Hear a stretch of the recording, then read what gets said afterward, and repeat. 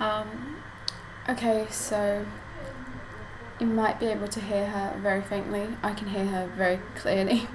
By her, I mean, my gran shouting into the phone, like I said in chat. But I don't want to keep you waiting, so I guess we'll just do a kind of little introduction or something.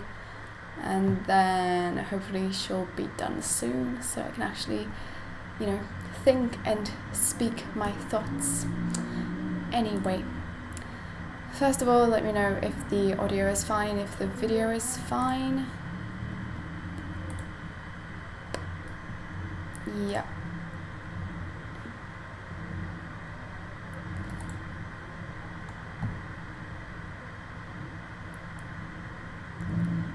Anagram says, your English is very good, you live in Brazil? Yes, I live in Brazil.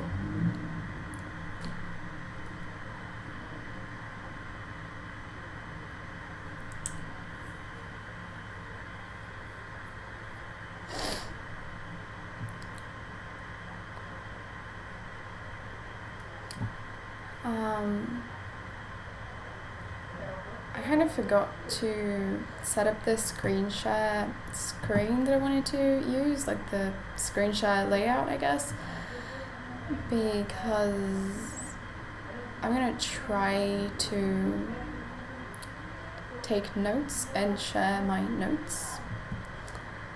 So let me do that. Everything is fine, audio and video. Thank you. How are my lovely chatters doing this lovely evening or afternoon or morning, depending on where you are? I'm doing fine. Kind of tired because I had some stuff to do today, but yeah. I can hear mumbling in the background, but it's easily able to be ignored and unable to be heard proper. Yeah, I know it's not very prominent on your end, but on my end is really annoying.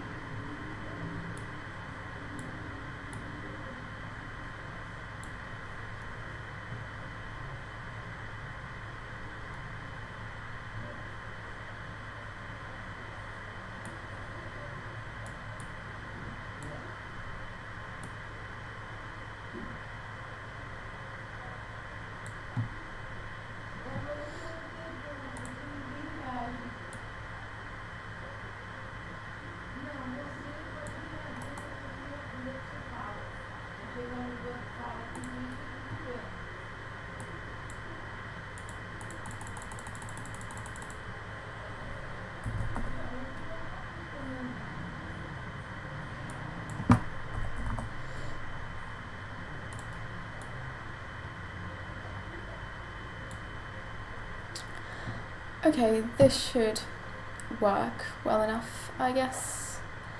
I am not an OBS expert by any means, but it should do the job. Yep.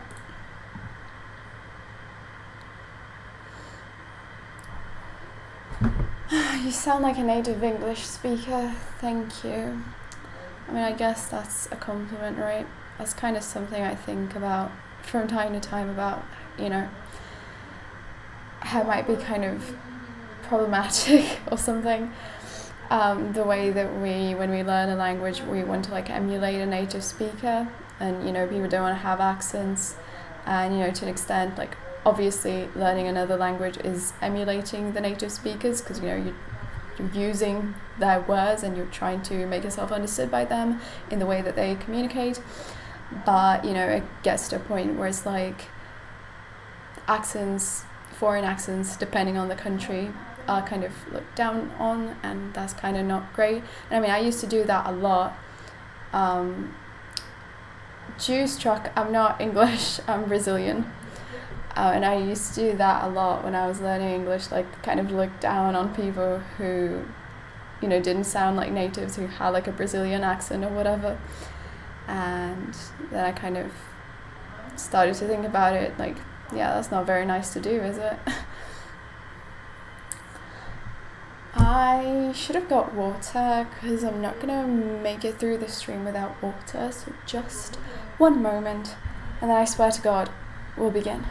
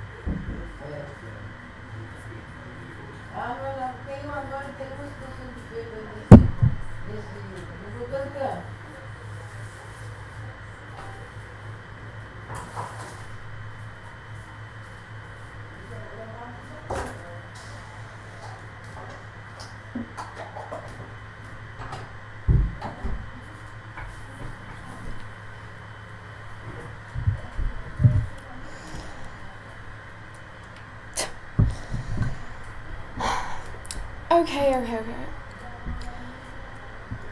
So,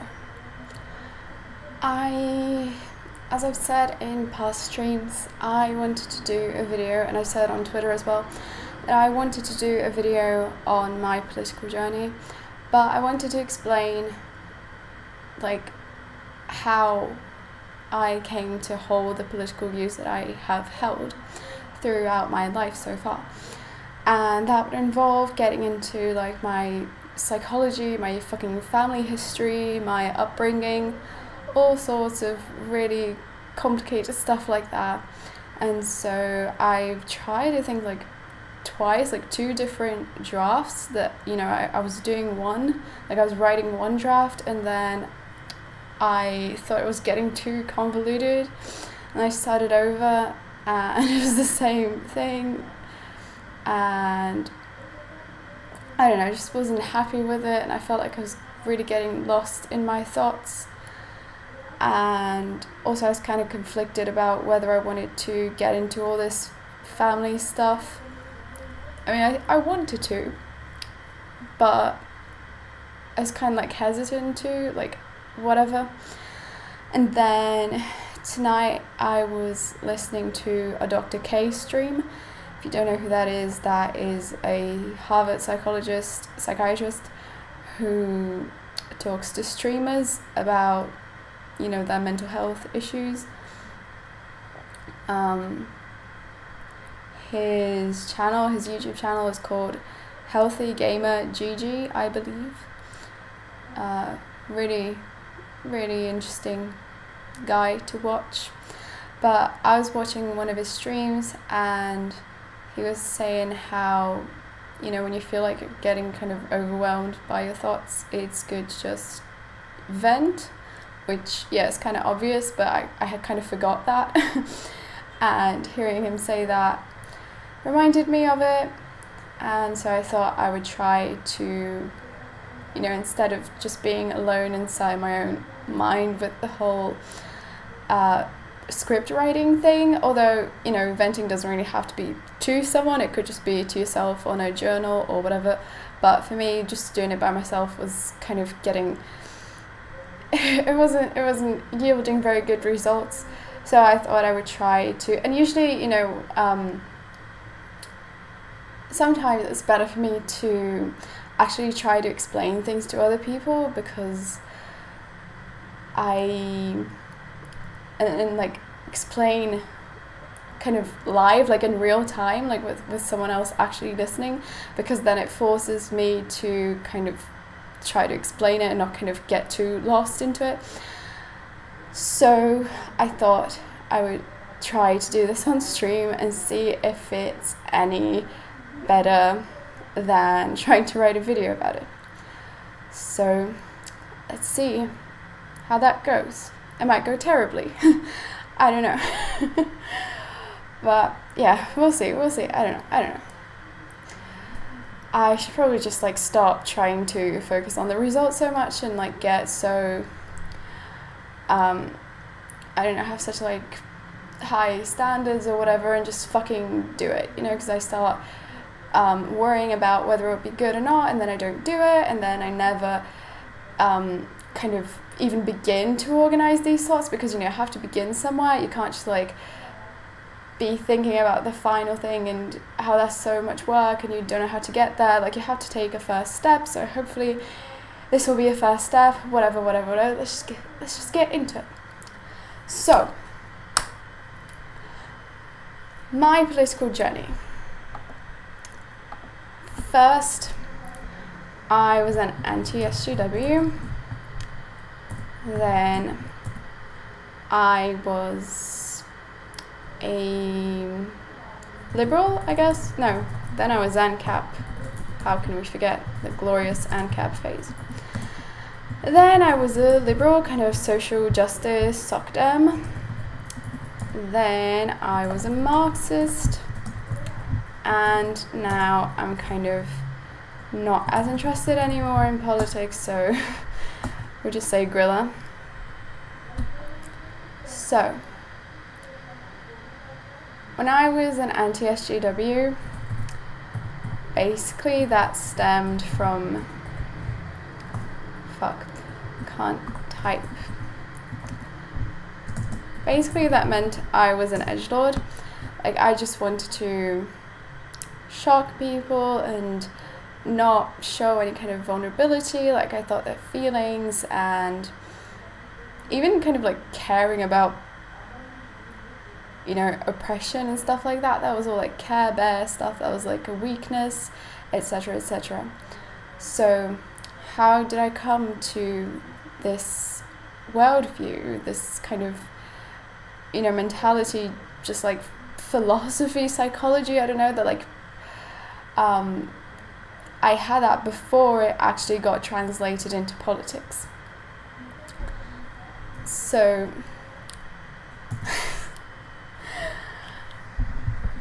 okay. So my mum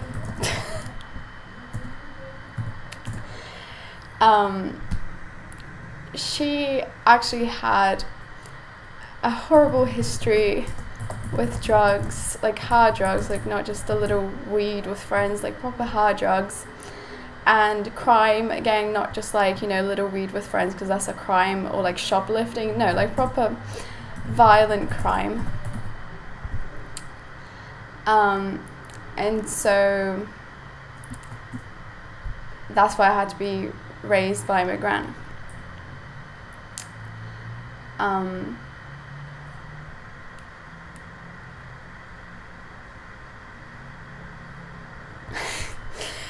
Oh, it's so fucking hard to know like where to start and how to make this make sense in like a linear way.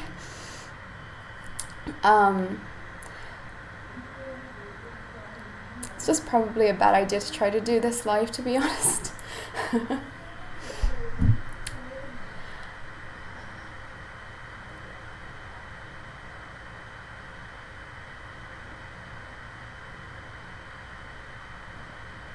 You know what, actually I think I'll just not take notes, and then if I want to take notes I can just like play it back and watch it. Let's try that, I don't know. So yeah, my mum was like that, but obviously as a little kid I wasn't told about all that stuff. I just knew my mum as this kind of cool person that I would hang out with every now and then, and she was nice to me, you know, because we didn't see each other a lot, so it's not like we had much like opportunity to get into fights or anything, and she wasn't like my parent, so you know, she wouldn't ever be the person to like tell me off or something like that. I knew she was my mom, but I thought of it as like my mom kind of plays the role of an aunt that, you know, just sometimes comes round and is this kind of cool person. My gran was playing the role of, not playing, like filling the role of my mom, and my aunts, who are my grand sisters, were like my grandmas, because I would go to their house and like do a bunch of stuff I couldn't do at home, like, you know, eating condensed milk out of a mug and stuff like that. And so my mom, to me as a kid, I just saw my mom as this very cool person because she visually was like very cool. You know, she had like all these tattoos, colourful hair extensions, heavy eyeliner, chunky boots, all that kind of stuff. And she liked witches, she liked to draw, she was like an artsy girl. And we just had fun together, so I had like a very positive view of her. And she was this kind of positive role model for me. And so that did two things. That gave me like a taste for alternative aesthetics, and the other thing that did was like this whole thing about my family being like so different from the norm. It made me like not like other people. And then like instead of feeling bad because I was different, I could be like, oh, why can't I be like other people? Like, I'm so weird, I'm such a freak, and like be down about it.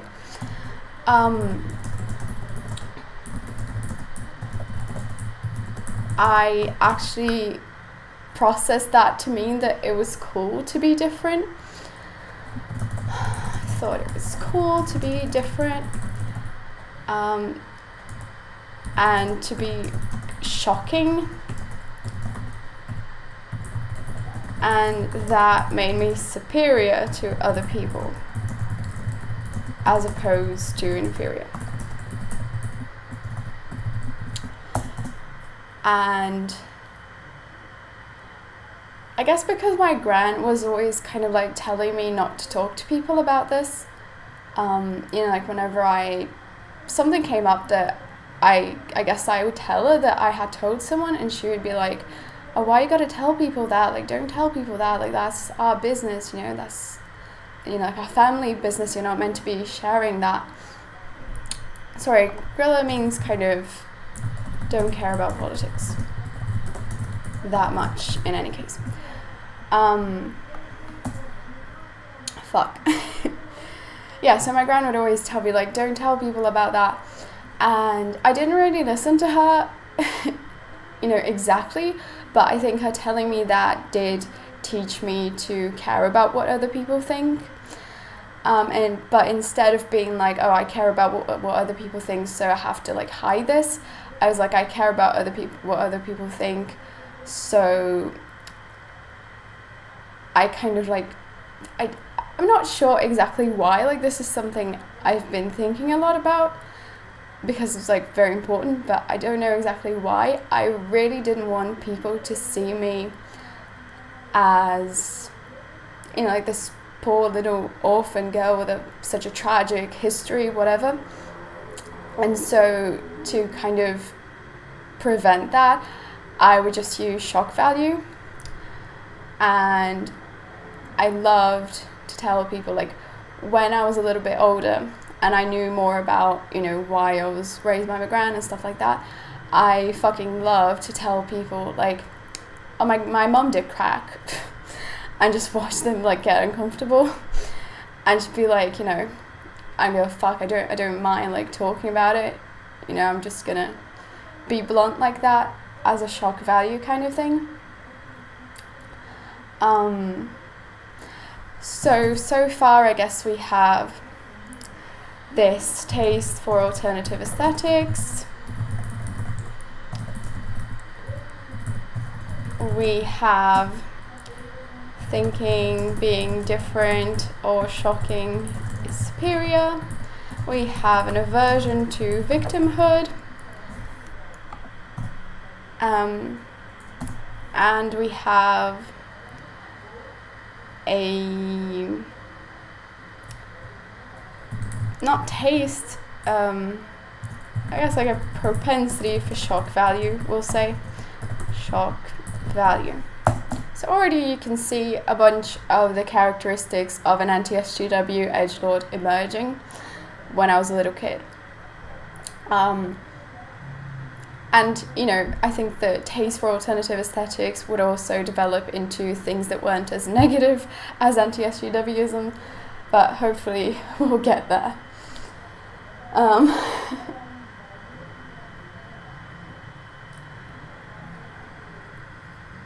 Then, the second big influence was obviously my gran. So, because of all the stuff that she had to deal with raising my mom, which, you know, I talk shit about my gran all the time, but to her credit, like, that must have been super fucking hard for her, but like, unironically. She was very overprotective and overbearing, and she was like judgmental and had this all or nothing thinking, like, because she was really scared that I would, you know, follow my mom's footsteps. So, for example, one time I wanted to paint my nails blue, and that was a whole thing because painting your nails any color rather than pink or red was like a gateway to drugs. All sorts of stuff like that.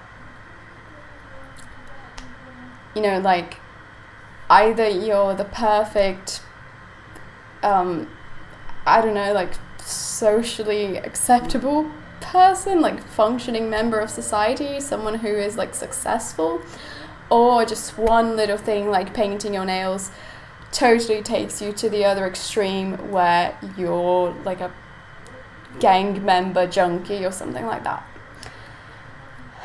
And okay, let's put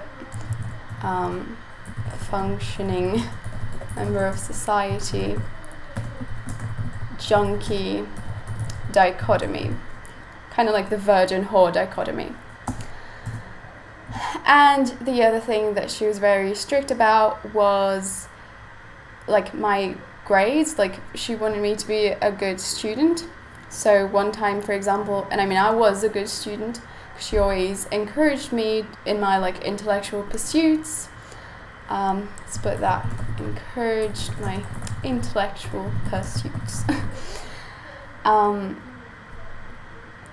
And so, yeah, so I was a good student. I usually got, like, either 9s or 10s. In Brazil, grades, at least in my school, and some schools it's different, but in my school, the grades were, like, from 0 to 10. So I always got 9s and 10s up until the 5th grade, I think. And then in the 5th grade, I got my first grade 8 as opposed to 9 or 10. And my gran was fucking furious when I showed her my report card, and she said that was those were the grades of a slum dweller. You know, not that there's anything wrong with being a slum dweller in the first place, but, you know, she meant it as, like, a failure. You know, like, you've totally failed in life. And, you know, I got super mad, like, I didn't believe that, but, like, that's another example of her all or nothing thinking. And I guess just in general, like, oh yeah, I said this because I got mad at her, like, no, what the fuck, this is a perfectly acceptable grade. But I really internalized this idea that being intelligent, encourage my intellectual pursuits to perfectionism, I guess. And so I internalized that being smart made me better than other people.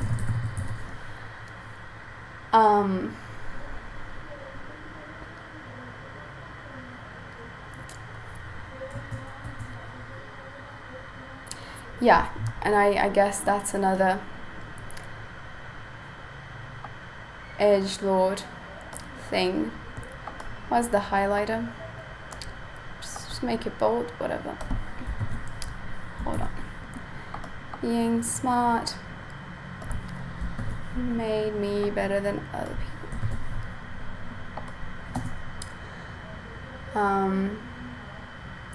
And I didn't accept her functioning member of society junkie dichotomy in the way that she preached it, but I kind of inverted it, and I internalized that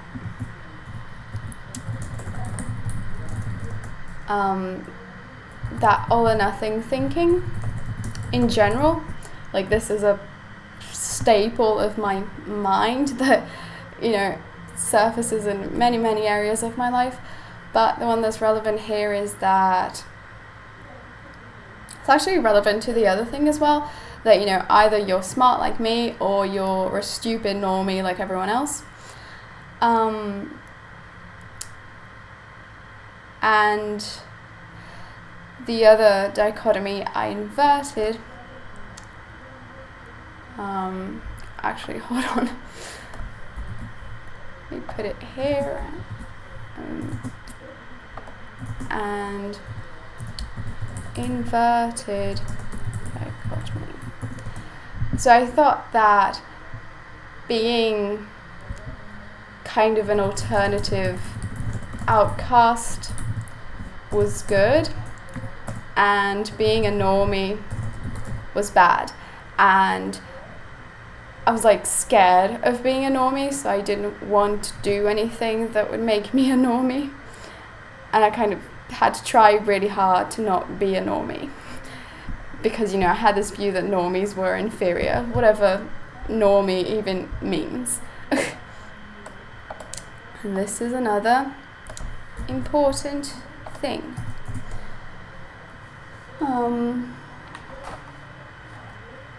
Oh yeah, and then something I was struggling a lot when I was trying to write the script, something I was struggling a lot with, was how toxic masculinity and internalized misogyny intersect with all this.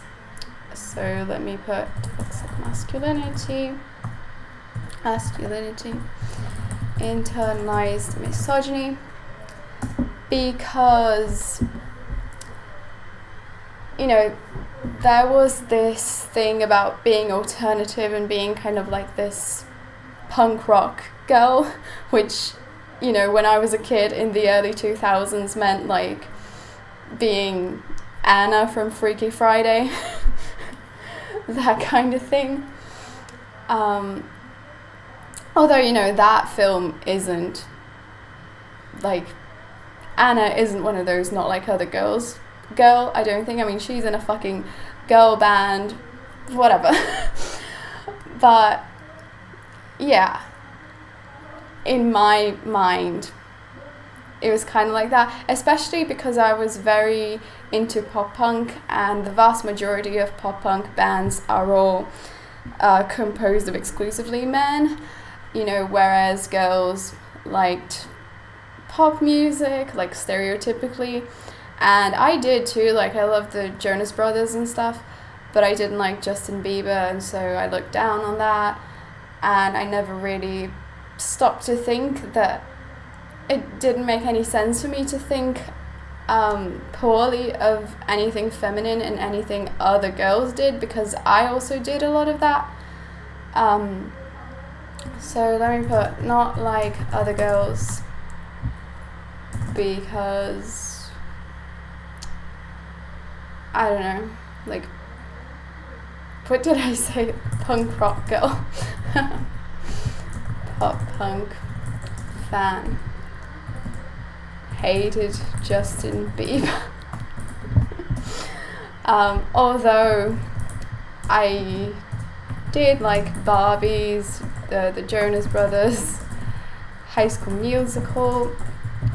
Like I was a huge fan of Sharpay Evans, and I thought that being girly was bad, although I really like this super girly character. Like, it doesn't make any sense. But that's what it was. And yeah, I was just trying to explain how this all ties together, because there's this kind of, being alternative leads to maybe liking rock, and that's considered a masculine genre, and then you kind of see mainstream pop liking normies as inferior, and that's usually girls, who like Justin Bieber and all that stuff that you've probably already heard about it being cool to hate anything that teen girls like. And that also ties into seeing myself as like this intellectual that's smarter than everyone else, because I can see society for what it really is, while you normies, you sheeple, are there listening to Justin Bieber. Not that I was listening to anything more sophisticated. I was listening to fucking Sum 41 saying we laugh when old people fall. But yeah, I don't know. I hope this made some sense. I feel like intuitively people will know what I'm talking about and how all these things intersect, but I find it very, very hard to explain it for some reason. But hopefully you know what I mean. So, yes. And I guess I will also put that I liked kind of analysing society. So, this was what happened before I actually got into politics. Like, so far the most politics I had been like exposed to was like, I don't know, listening to Green Day and enjoying their kind of punk aesthetic of their music videos and being like, yeah, fuck society, let's be punks. But just stop there. Like, I didn't even know what their lyrics meant, both in the sense that I was still learning English and in the sense that I didn't know enough about like American politics to know all the references and stuff. So yeah, hold on, my gran might be coming here.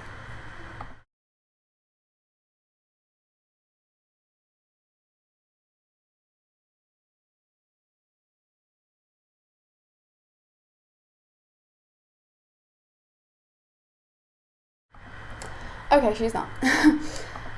So, this was like the prehistory of my politics. Now let's insert a horizontal line and go into my anti-SJW phase, which started in 2012. Glorious year of our Lord 2012. I was recommended a Mr. Repzion video on YouTube. Hold on, let me capitalize it. Mr. Repzion. Wrecked on YouTube. And a lot of people say that they started watching these kinds of YouTubers. Well, it started with Mr. Repzion, and then right away I also started watching The Amazing The Amazing Atheist and Jacqueline Glenn. And a lot of people who watch, especially I think these three, but also other YouTubers like that, started watching them because of atheism. But in 2012, I think that was already kind of in decline, the whole new atheism thing. And so my initial interest in them was just because they gave off these vibes of like people who were smart being contemptible towards the non-smart normies. Like smart people contemptible towards towards non-smart normies. just like I was. And then in 2014, when Gamergate happened,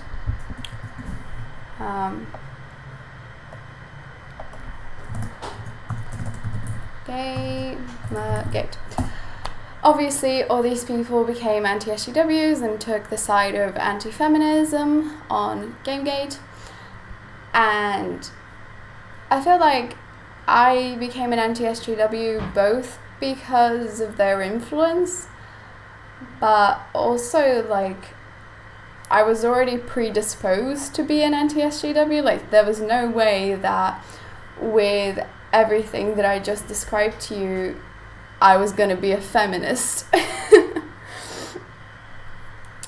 No, I wanted to be an edgelord who... I didn't like being associated with, like, womanhood or with being a woman. I just wanted to be a person.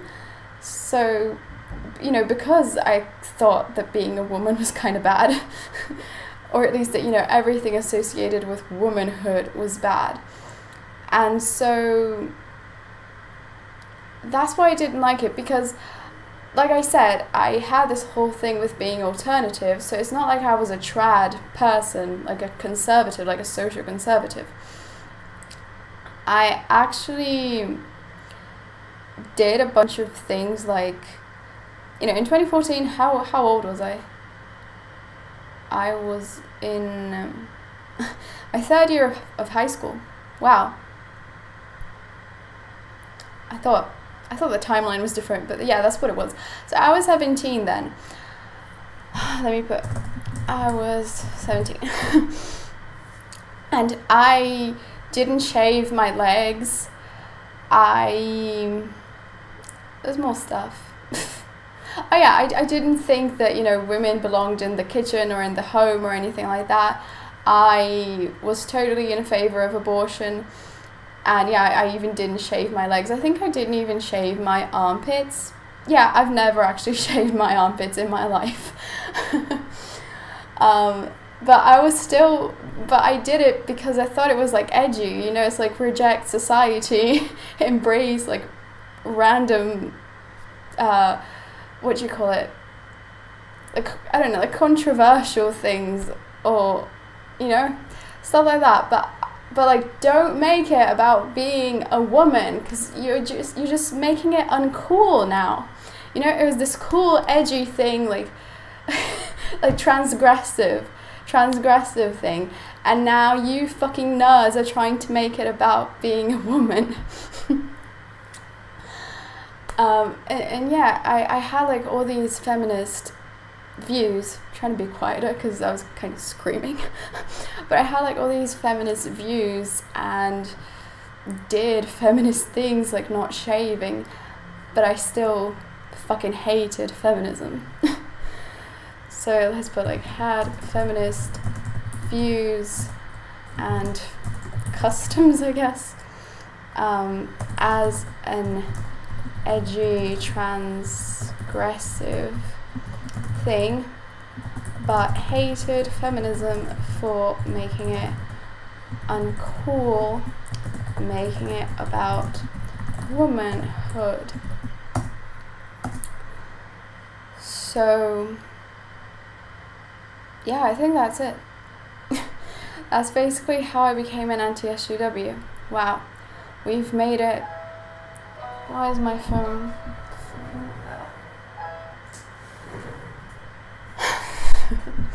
We've made it to our first, what do you call it? I forgot what you call it. Like a point in our journey. So that's like, feminism, I think, was the thing that really kick-started the whole anti-SJW thing, right? Because Gamergate was basically about, you know, women trying to take away our games with their feminism. But then we can talk about my views on race as well, and trans issues. I don't think I've ever had any views on, like, gay stuff. like I was just cool with people being gay. And I don't even remember what the anti-SJW YouTubers were saying about that. I guess sometimes they said that, you know, being gay is fine, but it's not fine to be like super sexual, I guess, at Pride. You know, like whenever people would do kink stuff at Pride, kind of, you know, like really flaunting their sexuality. I think they would get mad at that, but I'm not going to get into that because my my relationship with sexuality and, you know, sex in society is a whole nother thing, so let's not go there. But what we can do is talk about trans issues, for example. So on trans issues, what I thought was I opposed gender roles because, like I said, I wasn't trad. But actually, let me put it here. I was not socially trad or conservative. So I opposed gender roles, but I took the lovely view that transness reinforced gender roles. I opposed gender roles, thought that transness reinforced gender roles. And so for the longest, oh yeah, and also hold on, thought it didn't make sense because I'm trying to remember. I thought it didn't make sense without gender roles, you know, like that kind of argument, like,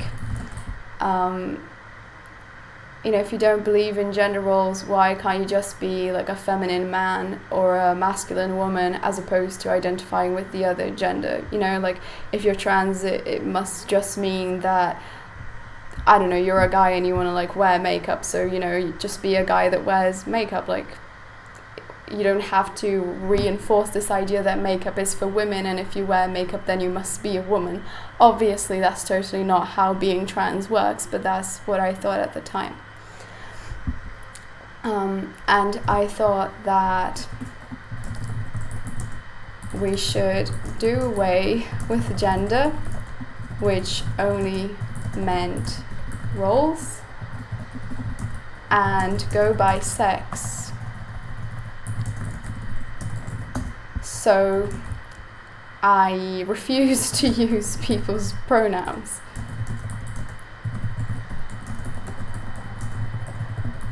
Because I thought they should identify by sex. So I remember, I'm not sure, it was some YouTube comment I left about Blair White in which I just like very vehemently, is that how you pronounce that? I very adamantly refused to call her by she, her pronouns because of the chromosomes and because I didn't see sex as a social construct. I thought, you know, if you don't have the right chromosomes, you're not a woman, and the only reason why you might want to be a woman is gender roles. So yeah, so that's where I was at with fucking trans people, which is, you know, absolutely fucking atrocious. Yeah, and let me put thoughts, oh shit. Thought sex was a, I guess, natural category as opposed to constructed. And this is very strange because actually I wasn't totally like brain dead at this point in my life.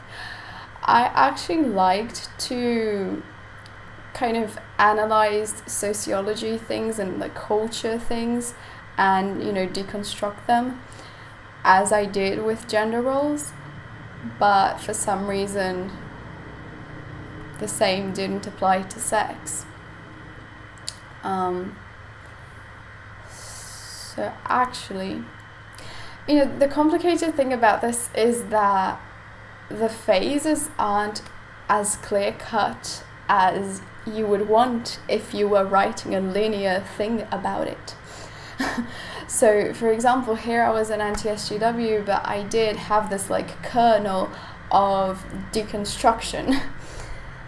So, you know what, I actually put this in bold because it's kind of like the seeds for the next phase appear in the phase before it.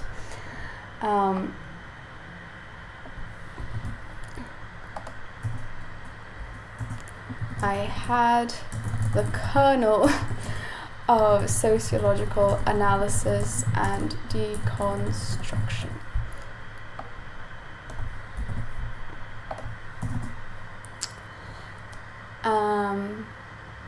Yeah, and then race issues. I think that, you know, I probably thought that like, you know, all lives matter. I actually did think that. It was basically just like, you can have the grievances that you have and these problems that you're talking about are real, but, you know, just don't make it about race. So racial problems are real, just don't make it about race. But I couldn't even tell you why this was important to me. Like, the whole thing about not making gender issues about gender was important to me because I had all these issues with accepting my own I still to this day don't like to say womanhood, but I didn't want to accept that, you know, I was a woman, and yeah, it was like a personal thing. But for race, my relationship with race is also a whole nother thing, because if you followed me for a while, you know that it's kind of like there's no consensus on whether or not I'm white, so I've never had like a particularly any kind of relationship with race because I just never, I don't know, it's weird. All I can tell you is I remember I thought this. And then the other thing was in 2017,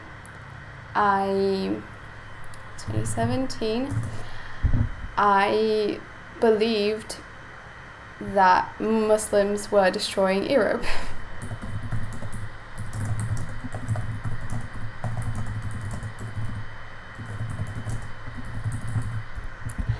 And I think it was just because I've always been I've always been very fascinated with the United States. Again, not always, fuck. The thing is, from when I was a little kid to when I was about 15, in 2013, I was extremely fascinated with the United States. Like, I wanted to live there. That was the whole reason why I learned English. I used to have an American accent, and I was like very proud of it. And yeah, I just had this whole fascination. And then it switched to the UK, and then I chose to learn this accent. And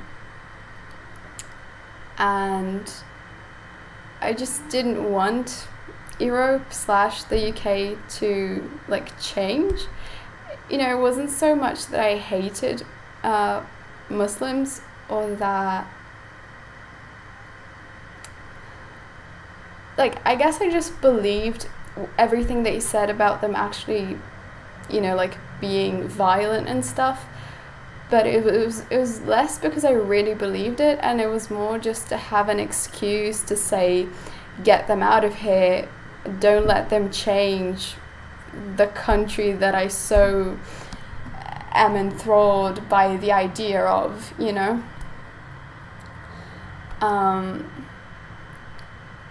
Yeah. So, but also now that we've got to 2017, again, we can't be linear here. We simply can't. So I put here, I had the kernel of sociological analysis and deconstruction. So in 2016, I actually made a video, because because I had another YouTube channel. I had like a few YouTube channels before I had this one. And I made a video about anti-work,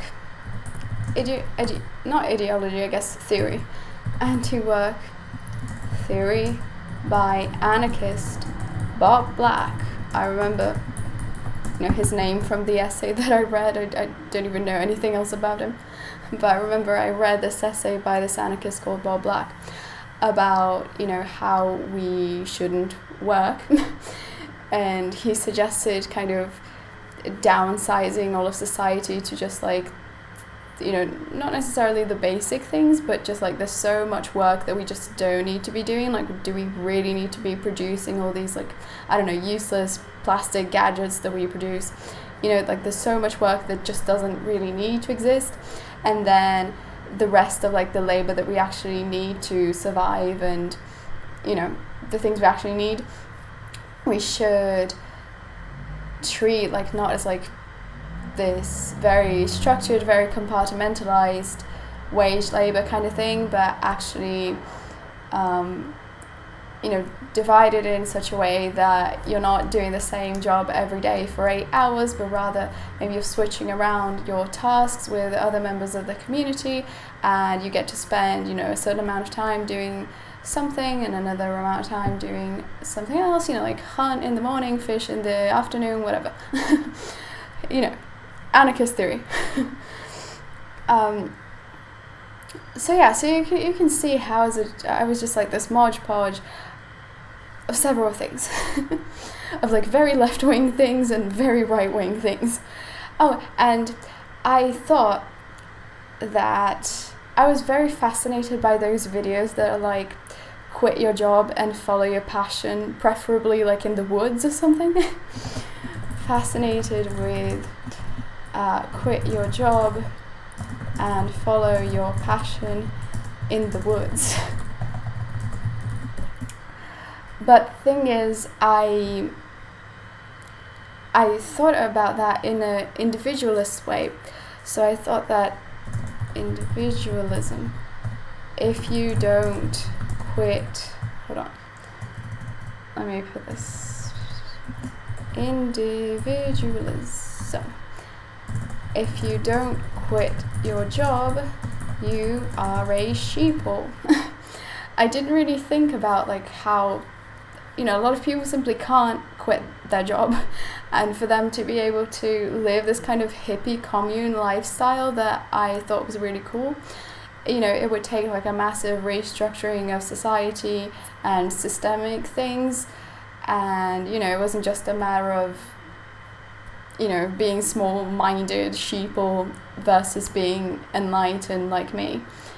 And I wasn't even doing that.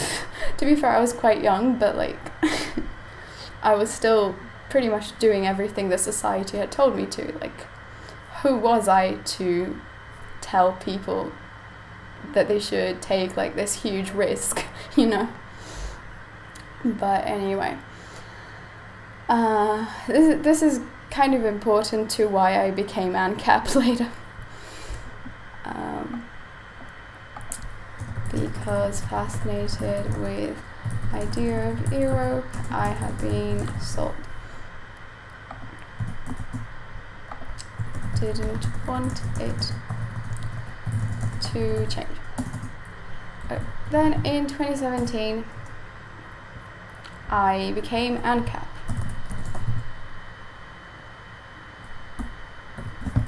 Hold on.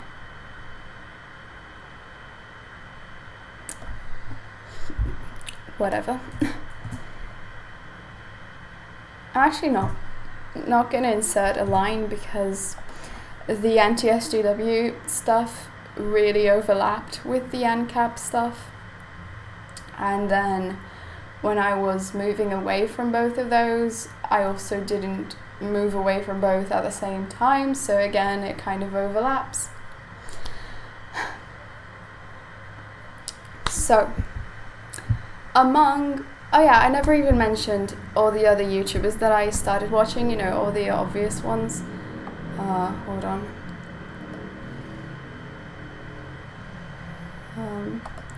yeah, then I started watching Sargon, PJW, Lauren Southern, Roaming Millennial. If you remember, I made a lot of response videos to Roaming Millennial, and I had this meme going that she was like my arch enemy that I really liked to respond to. But actually, there was a time when I was a fan of Roaming Millennial, aka Lauren Chen as she, goes by now, but she'll forever be Roaming Millennial in my heart, okay? Oh yeah, also I had no, you know what, I'll mention the libertarians ones now. So yeah, I was into all those anti-SJW YouTubers, as you definitely had imagined. But I was also a fan of Styx, Hexen Hammer 666, Rucka Ali. Does anybody remember that guy? I love that guy so much. Like, in addition to the political stuff, even after I stopped being an anti-SJW, I just admired him like as an artist, because he did all these parody songs that I thought was so cool. Like, if you remember my parody songs, well, we'll get to those. But my parody songs were like inspired by his, because I thought he was so great. Like, oh my god, I want to be like this guy. So I really liked him, and he was a Randian objectivist. And I also liked this YouTuber called Julie Borowski, I think it's pronounced, who were all libertarians. Hold on. Libertarians. I remember, I was a big Sargon fan, but I became a libertarian while Sargon was, some kind of liberal. And I remember commenting on his videos like, you're a Marxist Sargonist, you need to be an enlightened objectivist like Rucka Ali. And like commenting on his videos, being mad that he was supporting taxes and stuff like that. I really wanted, an ANCAP Sargon arc. So, yeah, I'm not very sure why I was a libertarian as opposed to just a liberal. Like, some YouTubers, some anti-SJW YouTubers were liberals, and some, like these three, were libertarians, and I'm not sure why I went more the libertarian route than the liberal route. But I did. However, I'm like a very radical person, in the sense that I always want to, sometimes I'm an extremist in the sense that I just have like this kind of black and white, all or nothing thinking, like I was saying, and that's very detrimental. But I'm also just a radical in the sense that I want to take problems by the root, like tackle problems by the root. And so, if I believed as a libertarian that the state was bad, that personal autonomy or individual freedom was this super important thing, then it only made sense that we should have like no state and all the individual freedom, to just like following those principles to their logical ends. And so, of course, I had to be an anarcho-capitalist.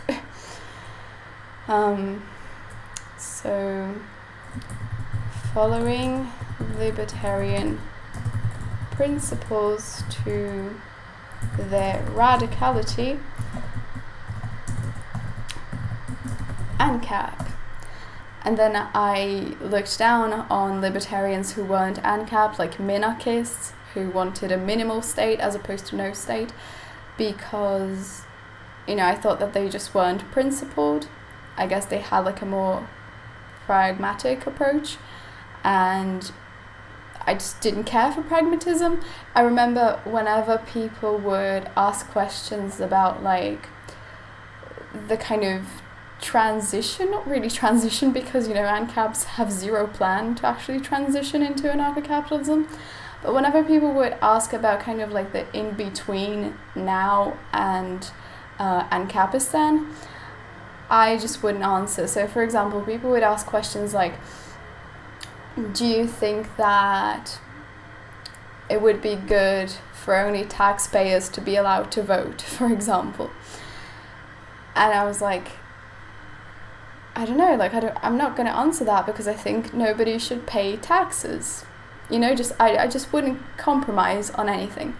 And this would be pretty much exactly the same, only, you know, flipped when I became a communist. But we'll get there. So I didn't accept pragmatism, thought it was unprincipled. And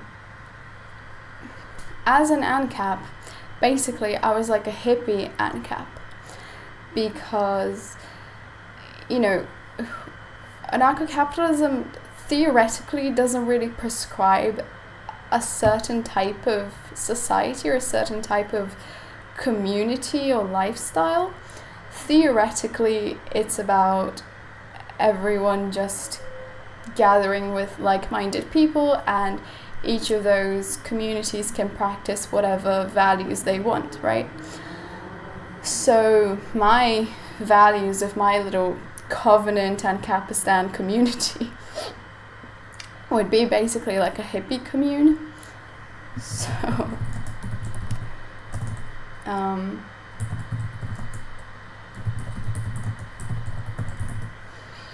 So, you know, basically it was this kind of quit your job and follow your passion in the woods, but quit your job and follow your passion in ANCAPistan, basically.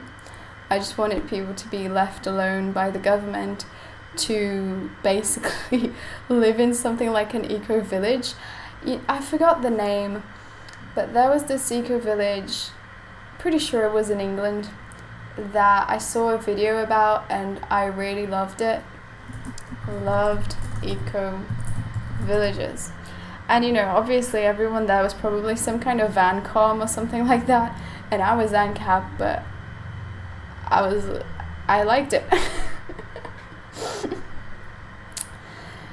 So yeah, so that's my ANCAP phase. Then, oh, you know, and I talked about this in my other stream actually, about how when I was ANCAP I was super confrontational, and I would get, super confrontational, would start arguments at uni all the time. If you want to know more about that, watch my my other stream, the one before this one. You know, it's obviously I don't talk about it the whole stream, so I guess you'd have to kind of wait for it, and I know that nobody's going to do that because nobody's really interested in my ANCAP arguments at uni, whatever, but that was a thing that happened. I also started arguments on Instagram as well. I was just like I liked to start arguments and tell everyone that they weren't real, not that they weren't, like nothing was real capitalism, you know, real capitalism was only anarcho-capitalism with no government, no taxes, and anything that came from the government was bad, blah, blah, blah. So, then, there's this very peculiar thing that I thought, which it doesn't really make sense. But this is how the facts were. This was the actual order of events, even though it doesn't really follow a logical progression. First, I thought that Lauren Southern was a border cuck, a statist border cuck, not a real ANCAP. So, like I was saying, that I didn't like any kind of compromise, Lauren Southern claimed, I'm pretty sure she claimed to be an ANCAP, or at least libertarian, and she was involved with ANCAPs. So I remember this particular interview that she gave on an ANCAP YouTube channel, presenting herself as like an ally of ANCAPs. And she was saying that she wanted closed borders because we can't let all these migrants here because they're going to want an even bigger state. So if we want a small state, we can't let the migrants in. But I didn't buy that. I also didn't think that migrants should be, invading Europe. But I wouldn't accept any kind of compromise to my ANCAP principles, such as endorsing state borders. Like, what the fuck? You're phony, Lauren, you're phony. I was really mad about that. And I'm not sure exactly what I thought should be done. I guess I just wanted private borders, and the migrants would be kept out, but through private borders as opposed to state borders. Yeah, I wanted private borders.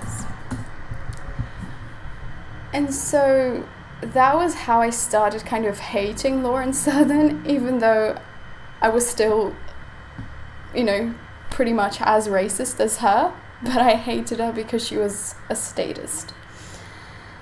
And then in 2017, I think I also talked about this in the other stream, but this I have to tell the story again.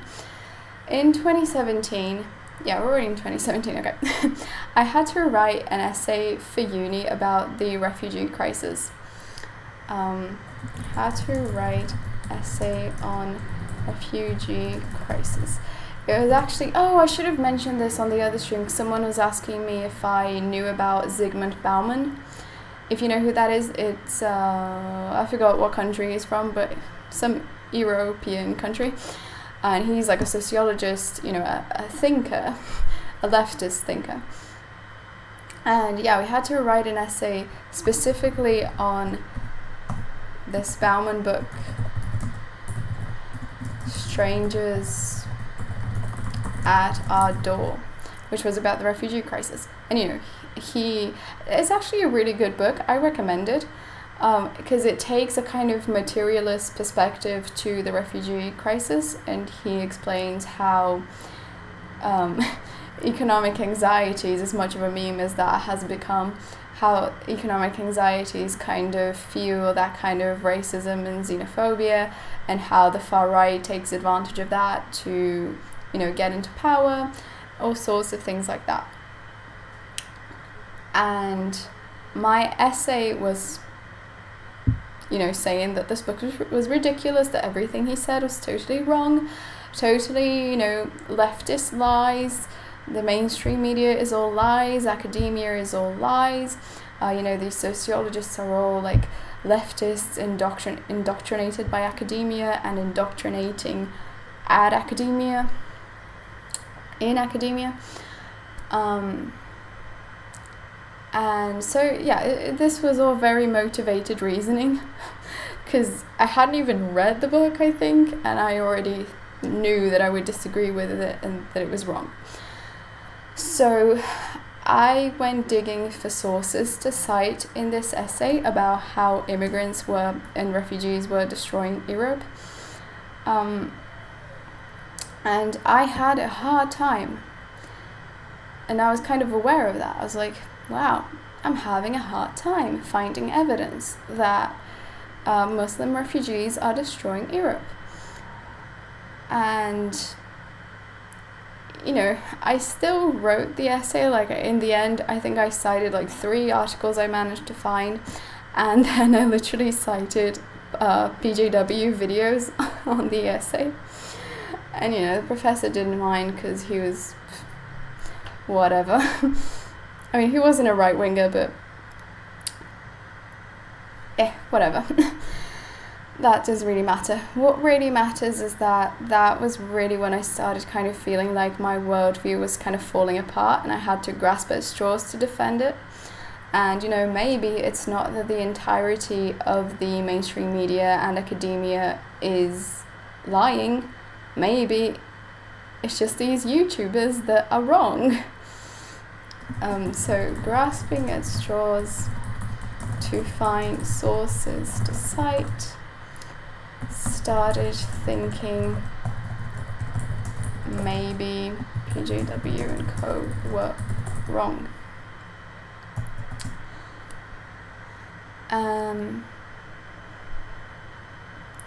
Yeah, so that was this first kind of crack in the armor of my anti-SJWism. Then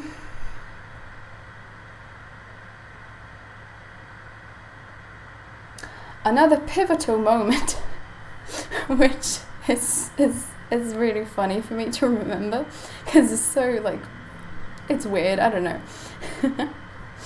So, Mew, aka Zuckzizzy, had made this video about Antifa, and I think it was a response to Sargon, and he said, hold on,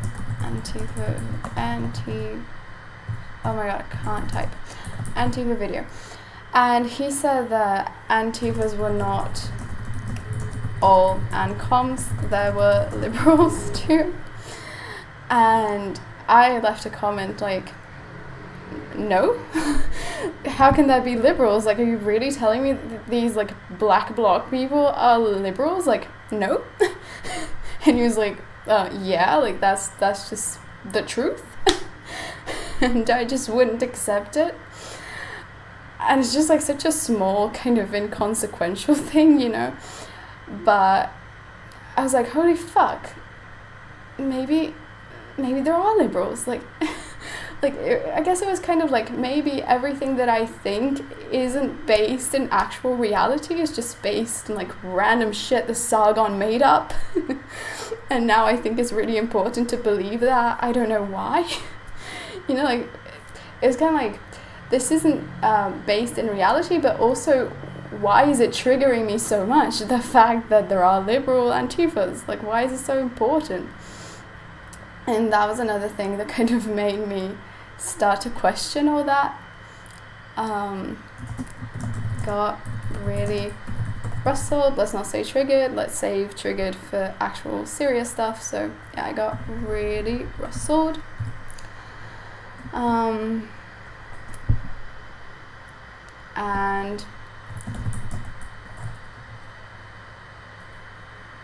that was another moment where my worldview was clashing with reality.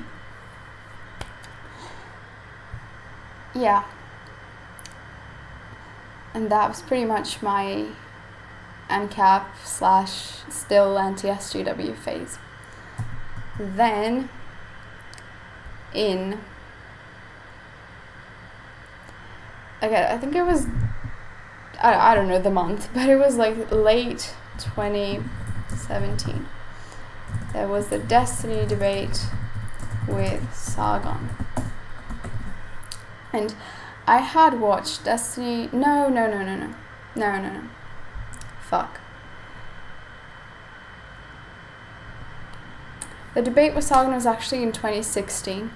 I mean, I remember this because I was looking it up when I was trying to write the script. So I guess we'll say late 2017 became a Destiny fan. Because I had been hate watching Destiny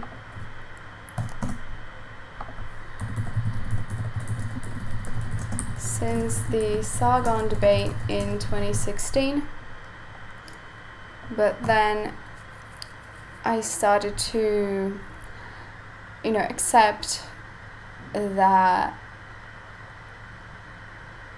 kind of like be more open to his approach of empiricism and having studies to back up what you say, which, now has been a topic of the discourse, but in general, that's a good approach. It's a better approach than citing PJW videos on your uni essays. So, started accepting his empirical, fact-based, logic-based social justice mindset. Because, like I said, I used to view SJWs and anyone kind of leftist as a cringe, uncool Care Bear, and obviously Destiny isn't like that. So hold on, SJWs, cringe, uncool Care Bears. I hated anything soft and vulnerable. No, that's actually not quotes. Yeah. I was an edgelord. But then obviously Destiny was, like no other SJW had ever seen. Like, he wasn't talking really about not hurting people's feelings. He wasn't even really talking about like being compassionate about like people's oppression and stuff like that. He was simply saying, these are the facts and you're stupid if you don't believe in them. It wasn't like, oh no, you have to care about your fellow human beings, blah blah blah blah. It's like, you're stupid. It was like the spirit of the anti-SJW, like I said, that I got into Mr. Repzion and The Amazing Atheist and Jacqueline Glenn just because they were showing how they were smarter than everyone else and kind of calling other people stupid. Because I had this thing of thinking I was better than everyone else because I was smarter. And so I really enjoyed Destiny being on the side of the facts and the studies and the science and the smartness, and destroying right-wingers that way. So yeah, it wasn't about compassion, it was about being smarter than the stupid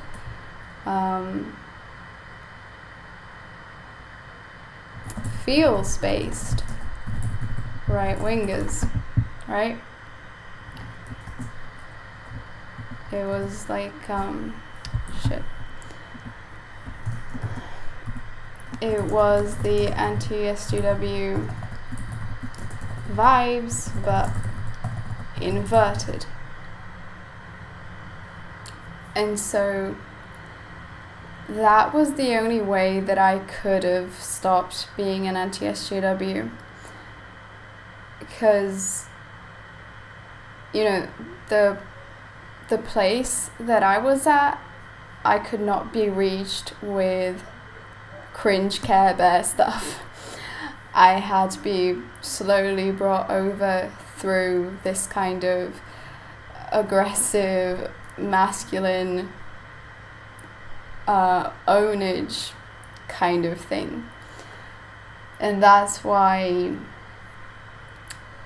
I talked about this also in the other stream, but that's why it's like a very personal thing to me when people say like, oh, should we have these debate bros? Should we have like these edgy debate bros? And well, yeah, I think we should, because otherwise I don't know where I would be right now.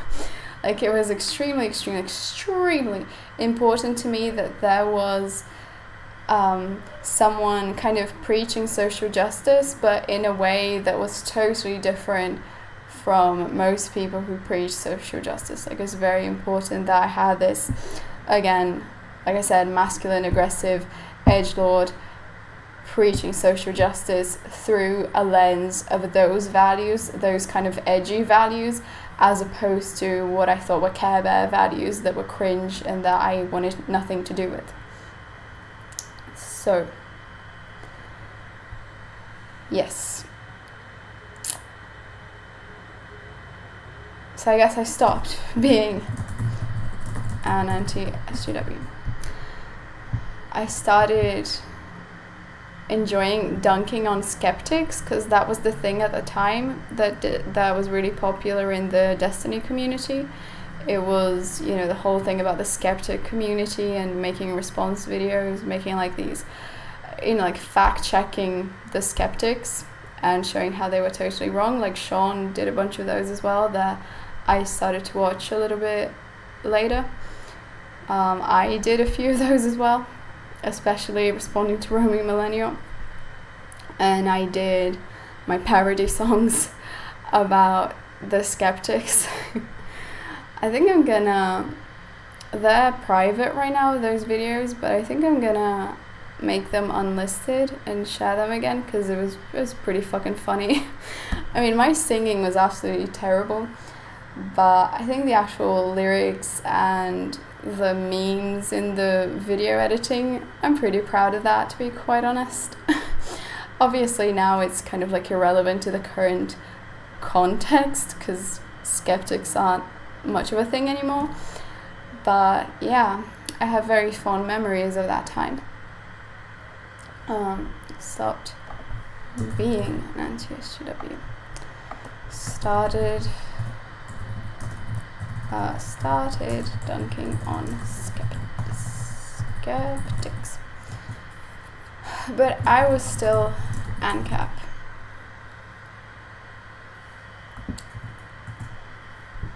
So, in December 2017, I debated Destiny on anarcho-capitalism.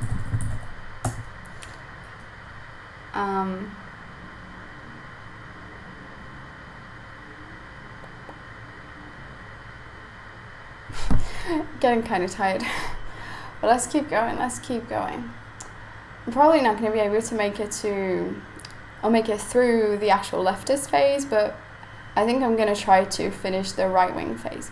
So we had already left behind anti-SJWism. So at this point I was kind of like socially progressive, fiscally ANCAP. And I debated Destiny on anarcho-capitalism, yeah. So like I said, I was a principles-based anarcho-capitalist as opposed to a pragmatist ANCAP. So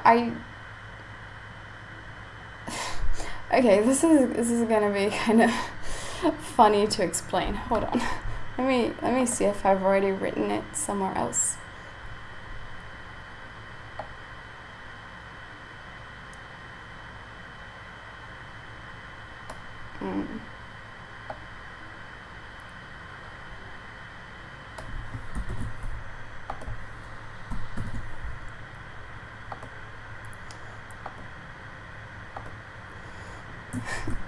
So,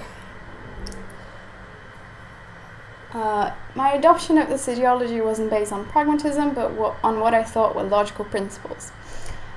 Right, logical principles.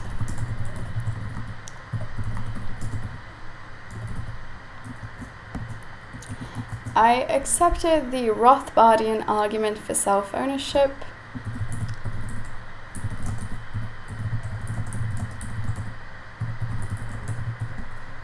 which is like,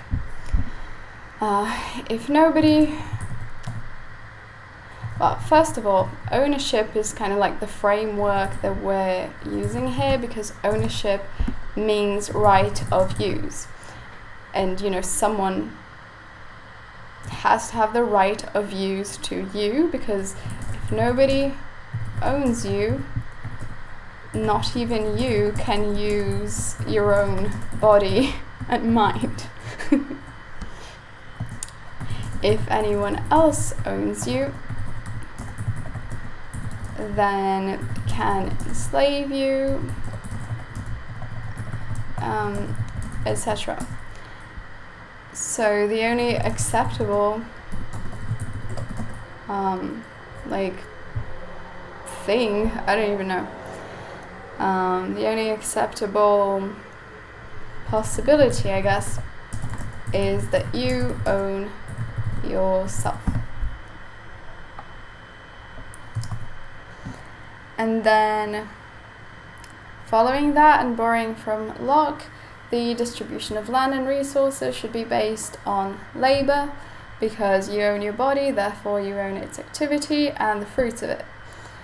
All current governments were unacceptable, since they came to be by forcibly seizing land and resources and coercing people into submission to them that way. I'm actually just going to leave this here, whatever. And then I thought there were many instances where applying this philosophy would lead to better outcomes, but if that ever was not the case, it didn't matter, because anything else would be immoral. If everyone voluntarily ended up in indentured servitude, well, at least no one's freedom would have been infringed upon. I'll just leave this here. Maybe I'll summarize it later. I mean, I don't even know what exactly I'm writing these notes for, so okay. And so I was a moral a priori economics ANCAP. Yeah, that's exactly what it is. I think there were names for it. I don't remember if it was like moral ANCAP versus something else ANCAP, like pragmatic ANCAP. I don't know. I think there were names, but I don't remember the names. But I was this kind. And so in my debate with Destiny, he would say like, oh, but what if, like, it's funny because the example I remember, like, there are so many things that could go horribly wrong in ANCAPistan, but the example I remember was about, like, phone companies, which is kind of funny because now we don't even have landlines anymore, but I guess like internet companies. If we had like several competing internet companies, which don't we have that currently?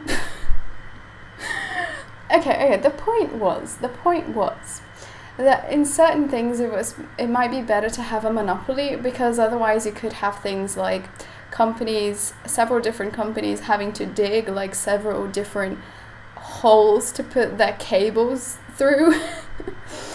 and many things that could go wrong like that. And I was like, well, yeah, that sounds terrible, that sounds unfortunate, but we can't do anything different. Like we can't infringe on people's self-ownership and people's individual liberties. And I remember at some point in the stream I said, like, we just have to trust people to make good choices, and I recognize that they probably won't. And ANCAPistan might be fucking hell on earth.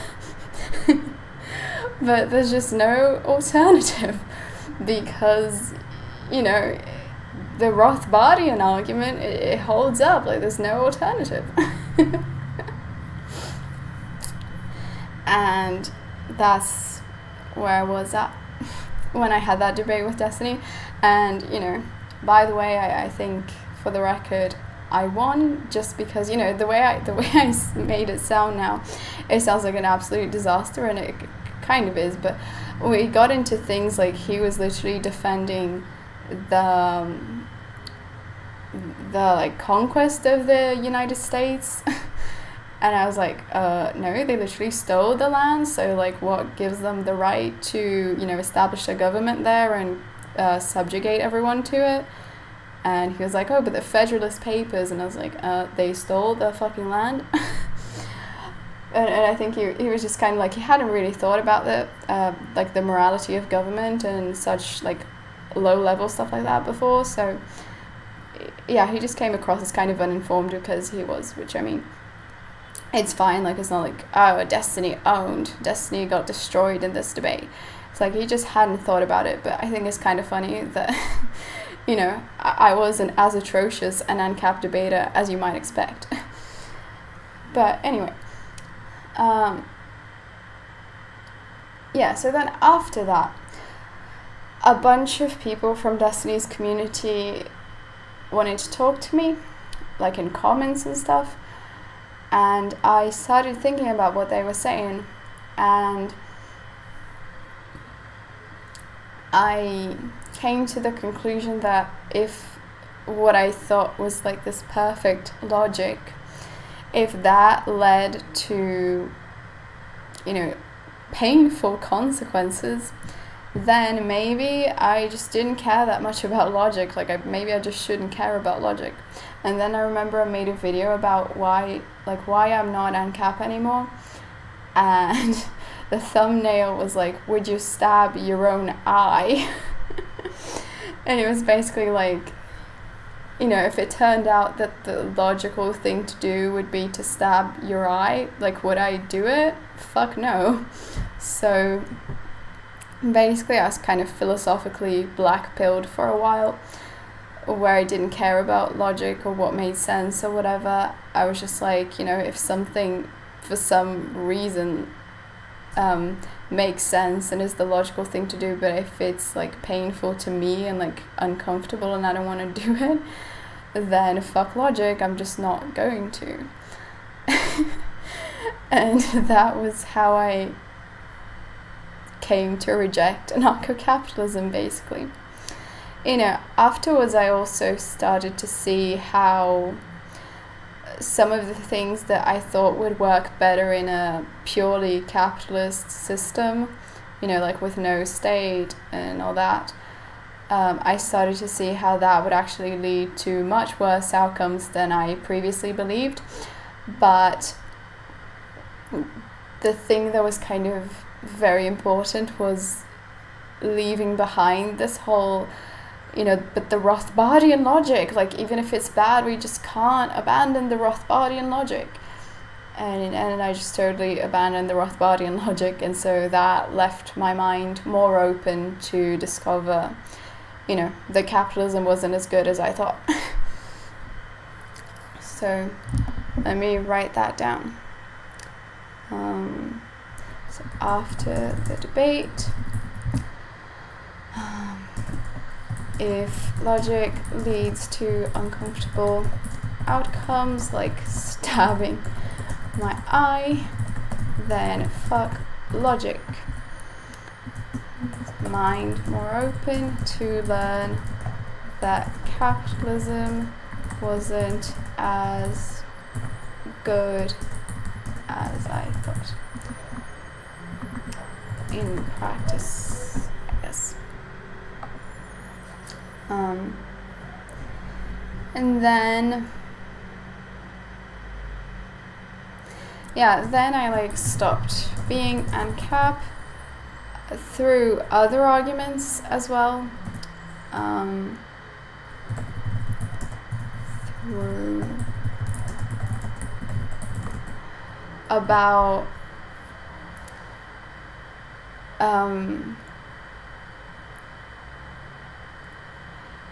I think it was about how capitalism was bad, but there were also arguments like, oh, even if we did get rid of all the states and all the countries and stuff and like started an ANCAP world, you know, like it's kind of like the ANCAP version of land back, because all this land was illegitimately seized. So let's just kind of start over the whole world. And then it would end up the same way that it did.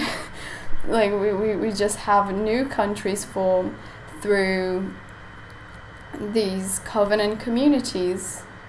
The covenant communities are basically fucking countries, you know? It's just a bunch of people that get together and make an agreement of what they can and can't do, like literally like laws, and then they have some people who are going to enforce those, literally like a state, and then everything goes to shit because you have capitalism and you have states, and you're just gonna end up with all the same problems that we have now, so it's just literally just pointless.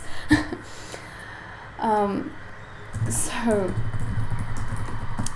and ANCAP,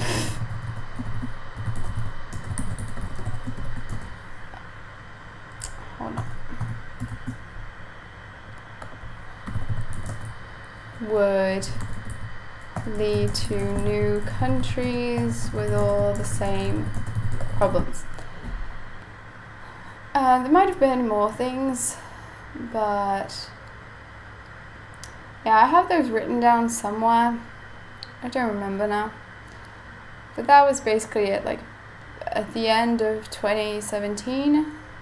start of 2018, I stopped being ANCAP. Like by March 2018, I was already no longer ANCAP.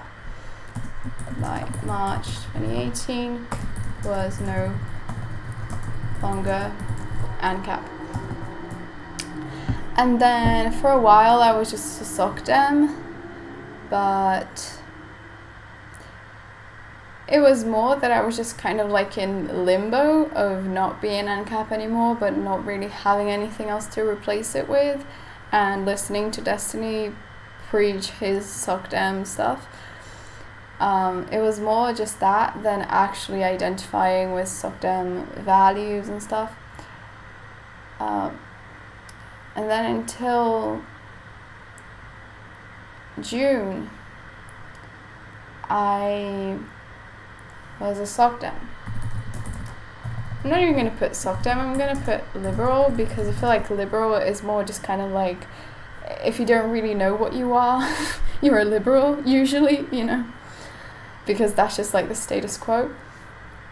I was a liberal until June 2018. I remember thinking that I was kind of interested in the things that I saw communists on Twitter talk about, but I think I thought that it just wasn't feasible.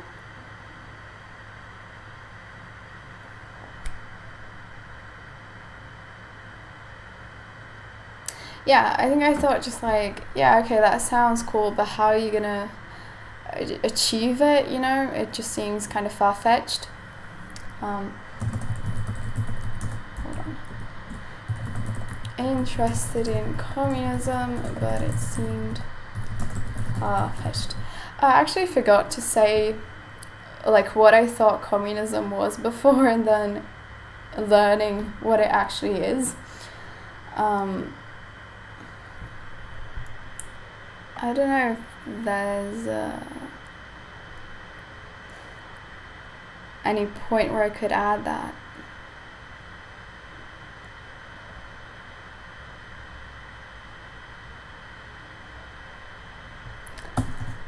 I don't know. I'm just gonna.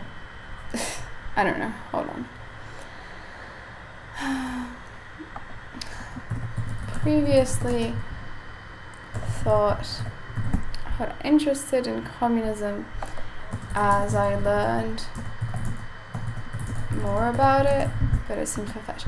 Previously, I thought that it didn't make sense to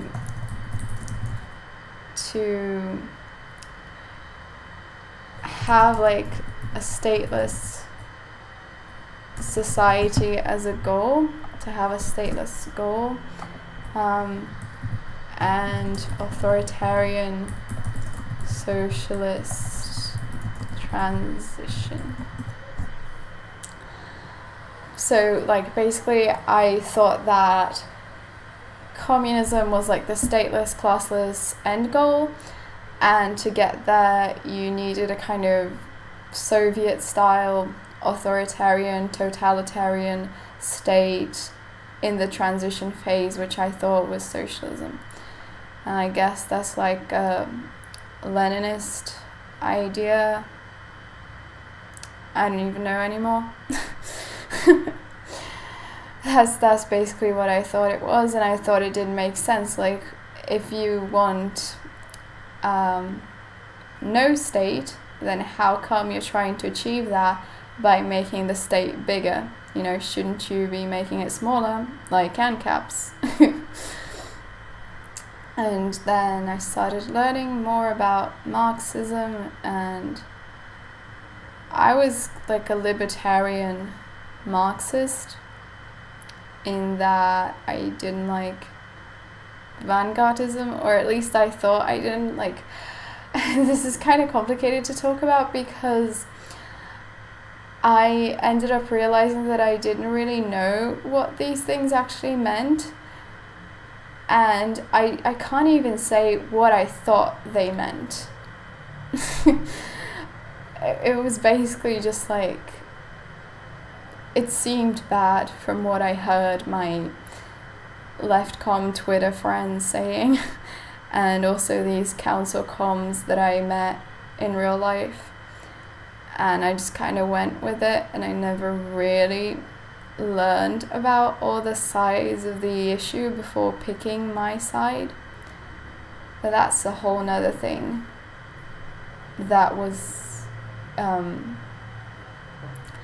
that would kind of surface when I stopped being a communist. But at this point, I haven't even got to becoming a communist. At this point, I was only interested in it.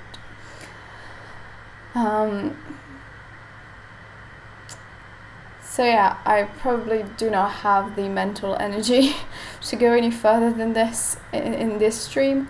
I'm trying to think if there's anything that I forgot to mention up until this point.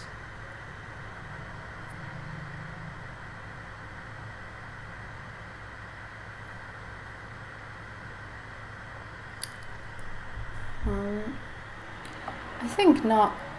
I mean, obviously there were more things that happened, like for example when I was a Destiny fan, that was right when I was starting my YouTube channel, and I would go on, do you remember Hi I Think I'm Real, the YouTuber, the right-wing YouTuber?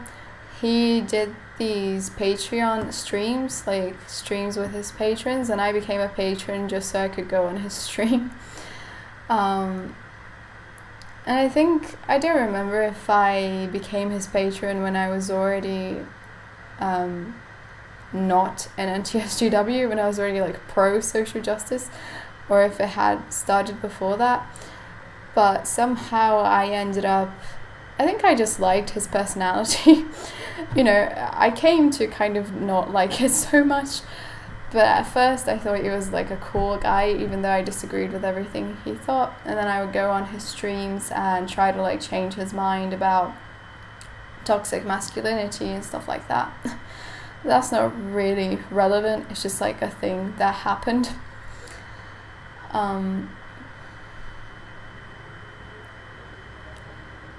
Yeah, I actually started this YouTube channel when I was still ANCAP, and I made, I think, like 4 videos.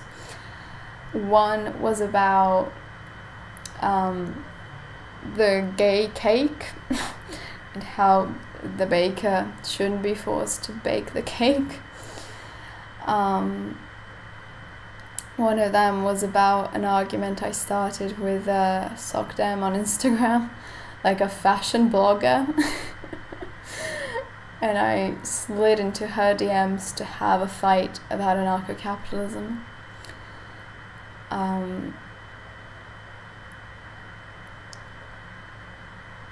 Yeah, I think that was it. And then, you know, it's like I started the channel in just like a month after I stopped being ANCAP. So I just deleted all the videos. I mean, I still have them, but they're not on the channel anymore.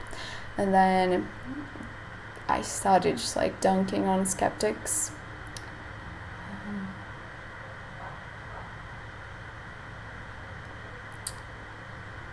So yeah. I think that's pretty much it. That was a lot. And we're only halfway done. Jesus Christ. You know what, I think I'm gonna, I don't know, I'm trying to decide if I want to keep going tonight or if I want to do another stream at some point. Let's re-chat.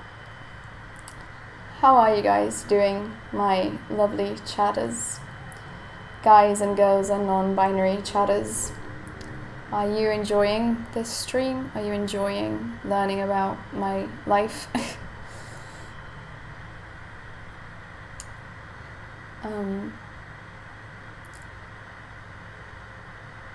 Funnily enough, I was on an exchange semester in Brazil in 2017 and thought Bitcoin blockchain would solve all the world problems. It's funny how ANCAPs usually argue against monopoly, even though monopoly is a result of capitalist competition. Yep. Destiny is just a pretty good StarCraft player. Cool, we're still live. Glad the stream seems to be going well. Thank you, Alan. I just stumbled a few minutes ago and got hooked at the thought of how someone can go from a Marxist to apolitical. Not that that's wrong. God bless the soul of whoever can ignore this fiasco. Maybe I should keep going just for the sake of this person whose name I cannot pronounce, since they want to know how I went from Marxist to apolitical. Part 2, Electric Boogaloo. Yes. Sorry, I just woke up to you. What does that mean? I'm always glad to get this kind of insight into folk and to see how they build narratives around this kind of progression of identity. Yeah, I really like that too. That's why I wanted to do this, because I think it's really interesting. I think it's a whole field of study, political psychology, which is basically, well, I guess there's more to it than this, but one of the things that it studies is how psychology can shape people's politics. I think that is a very fascinating, and I have, an amazing case study right here inside my own mind that I have a lot of access to the information pertaining to it because it's my own life. So I think it's really fun to kind of analyze it and stuff.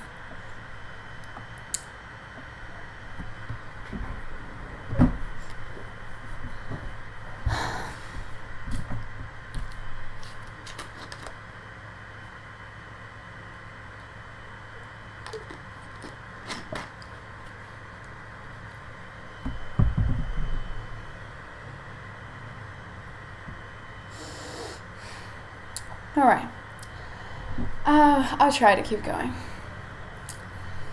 So, I was a Liberal until June 2018, because in June 2018 what happened was I got recommended Capitalist Realism by Mark Fisher, the only book I've ever read in my life.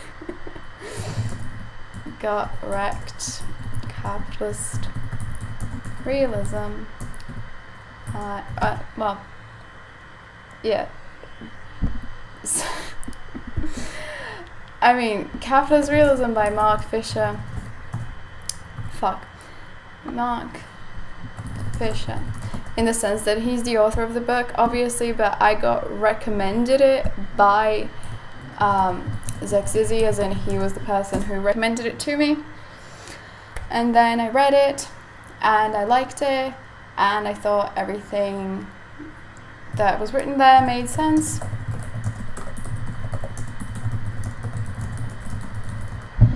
And I just embraced communism, basically, from reading that book. I think it was kind of easy for me to go into communism because, like I said, I'm kind of predisposed to be a radical. So, if we think that capitalism has all these problems that need to be addressed by SocDem policies, then maybe we should just target the fucking root of the fucking problem instead of having capitalism but then putting all these restrictions around it. If it has so many bad things that need to be restricted, maybe we should just fucking get rid of it. Easy to become a radical.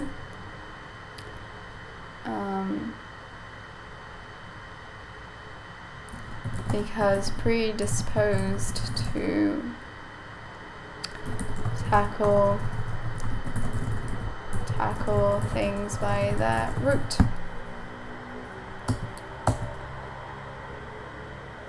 So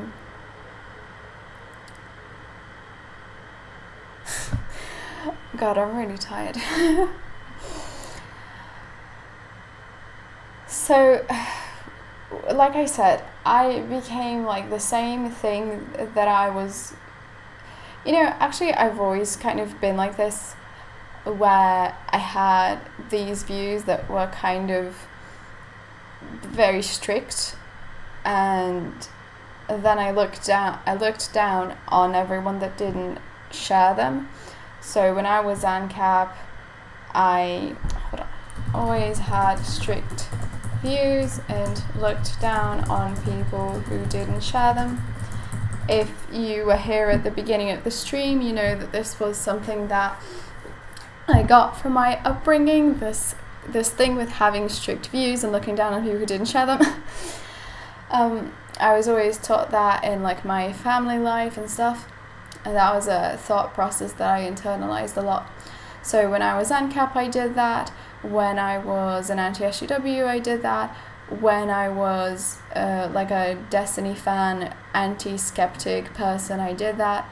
And when I was a Marxist, I did that.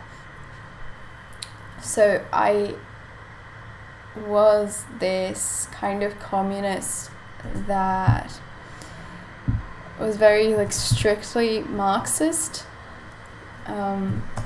Strictly. You know what? I'm probably going to put like literally everything I talk about here in quotes because I didn't really understand it enough to say these things. But I was a strictly Marxist communist, rejecting Soc Dems, Dem Socs, even Lenin. The only things that were good were Marx and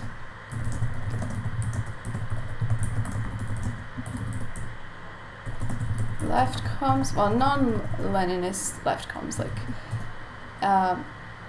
Dutch left comms, let's say, / council comms, and that's it.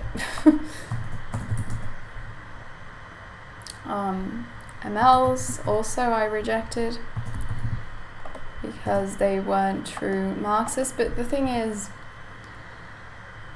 I don't know, like if you asked me at the time, I would tell you, oh, I hate MLs because they think that all these countries with commodity production are communist and communism cannot have commodity production, so MLs are all wrong because of that and they're all bad, and yeah.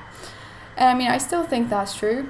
Like, it just is true if you're going by the Marxist definition of communism, and, you know, commodity production is just a fact in every country. So that part is true, but whether or not we should kind of like reject MLs wholesale because of that, I don't know if I believe that anymore, because I don't even really know what MLs are besides thinking that countries are communist. Like, I don't even really know what ML theory is. Like, I've heard from left comms that it was, you know, has nothing to do with Marx or Lenin, it was just something that Stalin made up. But I don't even know exactly why Stalin was so bad. You know, like, I believe that people have very good reasons to think that, but I've never really looked into what the reasons were. So it's like, it's not that I was wrong. I think I wasn't, but I mean, that's besides the point. The point isn't whether I was right or wrong. The point is that I just hadn't done the work to arrive at all these positions that I so like passionately and even aggressively and dogmatically defended. So yeah, I think there isn't even much to say about my communist phase besides this, that I was very strictly Marxist and wanted to just like, because my communist phase was pretty much just like being mad at everyone on Twitter for being liberals. Like, that's pretty much all I did as a communist. I guess I could say why I thought that communism was the answer, but honestly, I can't right now. I can't like remember the arguments, but it was because when I rejected ANCAP, it also and I rejected anarcho-capitalism, it also had to do with leaving behind this kind of free will ideology and accepting that people need the right incentives to be able to like flourish and have good outcomes.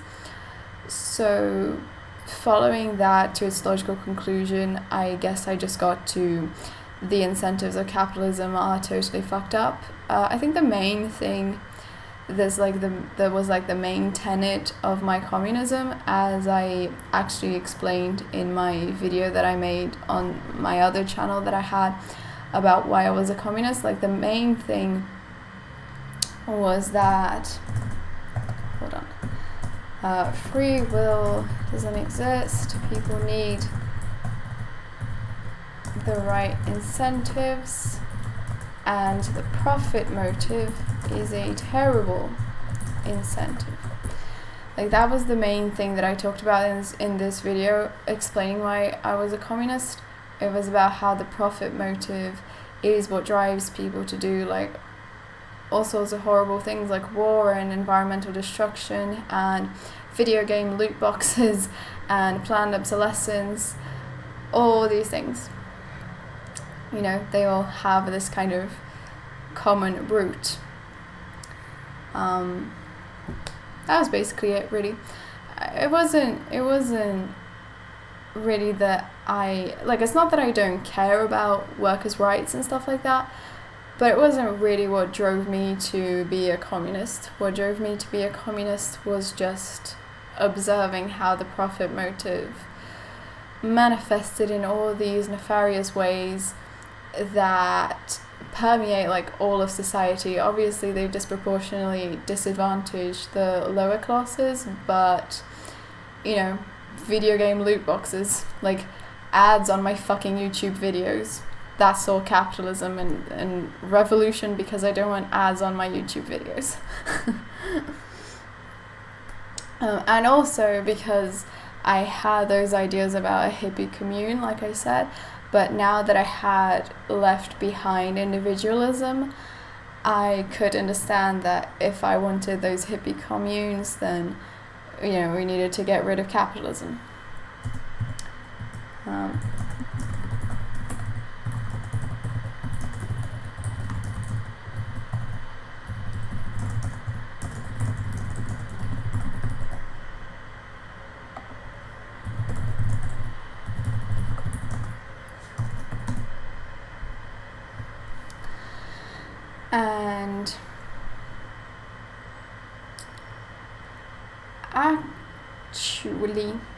actually, yeah, I feel like I have to mention this. I'm gonna put it here. So in the second semester of 2018, I think it was late 2018, so I also mentioned this in the other stream, but you know how for Americans and kind of the world, the 2016 election was the big thing that had the big bad orange man, the big bad kind of fascist fascist candidate that made everyone pay attention to politics, or made a lot of people start paying attention to politics when they previously didn't. So in Brazil, that was the 2018 election, which was the Bolsonaro election. It was meant to be Lula and Bolsonaro, you know, Lula being Lula, as you probably know, super, super popular, kind of left-wing liberal candidate who used to be a union leader and all that, and Bolsonaro, who was a fascist, literally fucking defending the 64 fascist dictatorship in Brazil. And yeah, it was the very kind of polarized election. And if Gamergate and the Trump election had made me get involved in politics kind of in general, / in American / world / kind of internet politics, the 2018 election got me to pay attention to Brazilian politics. And I was, at that point, like I said, I read Capitalist Realism in June, and at that point I was just kind of just starting to become a communist. So I wasn't so strict and judgmental yet, and I wasn't like I didn't reject party politics as extremely as I would later. So in late 2018, I went to a lot of rallies for the PT candidate, the PT being the Workers' Party, which is Lula's party, but then Lula was arrested and they had to run some other guy in his place. And so I went to a bunch of rallies for that guy, went to PT rallies, and I also went to a bunch of protests, like feminist demonstrations, just like anti-Bolsonaro demonstrations, feminist demonstrations, anti-Bolsonaro demonstrations.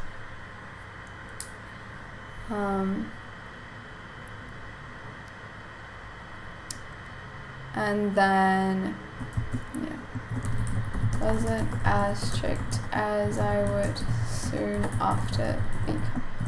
So then I wasn't that strict, and I had a lot of fun at these protests. I think protests are extremely fun to attend, just, regardless of even whether you agree or not. I mean, obviously don't attend protests that are like promoting, terrible ideas, but just like, going to a kind of SocDem / lib left rally, whatever, it was just really, really fun. They had the best jingles, they had like amazing vibes, and it was awesome. So that was that. And then after that, I would become this very strict communist that hated all sorts of party politics and like parliamentary politics, liberal politics. I didn't even like Lula anymore because he wasn't a communist. He hadn't made Brazil communist. And yeah, trying to think if there was anything more to my communist phase.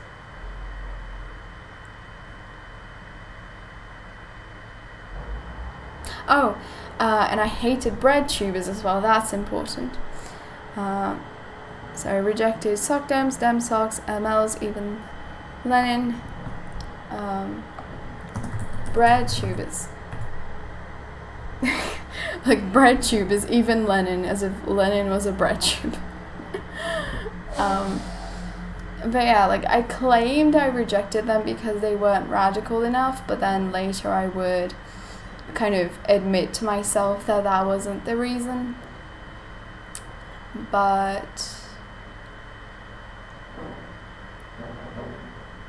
like I'm trying to think, like there's no way this is all there is to the communist thing. I think because like I started having more coherent views than I did before. There's not that much to explain, like I don't have to explain how, I don't know, I hated Muslims, but I also hated Lauren Southern because she was a status border cuck. And I don't have to explain how I had internalized misogyny, but I also liked Barbie dolls and the Jonas Brothers. It's more just like, yeah, I was a communist and that's that. So then for all of 2019 I was a communist, and last year I started to kind of drift away from it. Yeah, because the George Floyd riots happened in May of 2020. That's a spicy topic. Fuck. You guys are gonna hate me for my hot takes on that.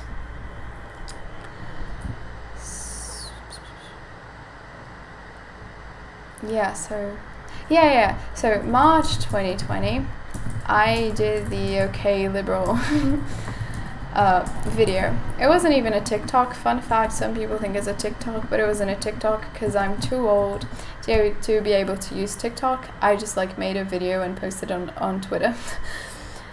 So like at that point I was still wanting to dunk on liberals for not being communist. And then in May 2020, the George Floyd riots happened. And do we want to go into this? I don't think we do. because now this is something that I have to like explain well, and I need to be, you know, with a clear mind to be able to explain it. Plus, we've been going already for 2 hours, which is like unprecedented, I'm pretty sure, in my life to stream for such a long time. And especially when talking about like these things that kind of like take some mental effort, you know. So I'm really proud of my stamina here. But yeah, that really wasn't as bad as I thought, right? I didn't even spend so much time talking about like my upbringing and stuff. Yeah, like I was saying at the beginning, it was probably a good idea for me to stop worrying about it and just do it, just vent, just share my thoughts with other people, because, you know, I start overthinking everything and kind of procrastinating and being scared of doing the thing. But then if I can actually force myself to do the thing, it's pretty much always, it turns out to not be nearly as bad as my overthinking brain would have me believe. So I hope you have enjoyed this voyage through my political beliefs and their progression, and also my psyche. And I guess the thing is at the beginning I was talking a lot about how I formed this kind of edgelord mentality, and then I feel like I haven't really talked yet about how I let go of it.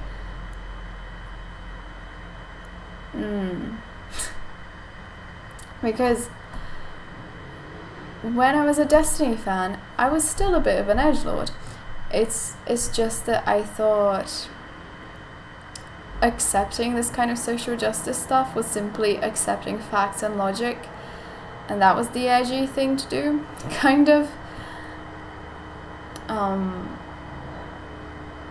Yeah. I guess I'll have to think more about this. I'll actually write it here that I explained the psychology of becoming an edgelord, but didn't comment on unbecoming that. I guess I would actually go more into it when I talk about not being a communist anymore, which we'll have to save for another stream. And yeah, I'll think more about this, about the psychology of unbecoming an edgelord and when that actually started and the process, and yeah. So there will be a sequel to this stream. I hope that everyone who enjoyed this one is, you know, eager to find out how this story ends. We're leaving on a real cliffhanger here, especially for the person who said, how can someone go from a Marxist to apolitical? Well, stay tuned to find out in the, you know, future chapters of this story. And yeah, and like I said, I'll try to think more about the psychology of deconstructing my edginess. And yeah,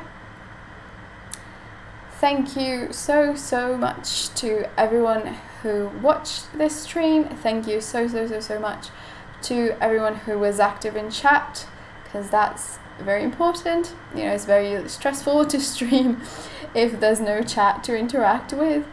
So yeah, I truly appreciate you people being here.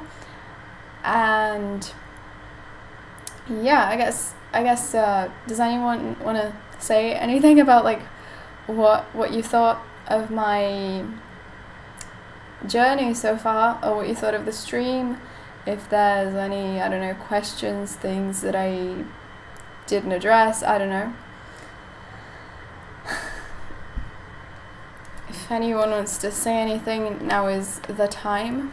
You know, like a wedding.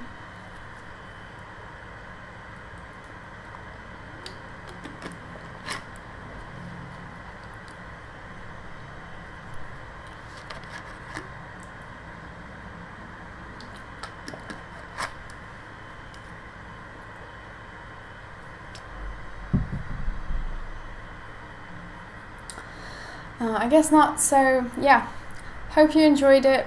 Hope you come back soon for the final phase of my political journey.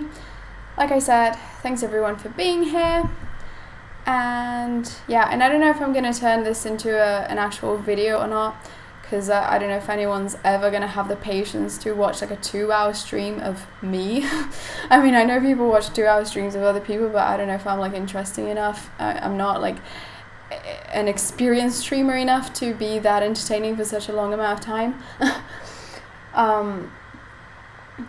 So yeah, so I might summarize this into a video, and yeah, it's not even 2 hours, it's 2 hours plus however long part 2 turns out to be. So yeah, I might try to summarize it into a video, but if I never get around to that, at least we have the stream, so I'm very happy about that.